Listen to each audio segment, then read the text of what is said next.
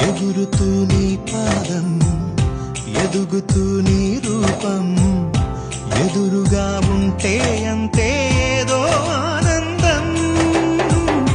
అడుగుతూ కాసేపు, అలుగుతూ కాసేపు, అనుక్షణం నీతో ఉంటే ఎంతో సంతోషం.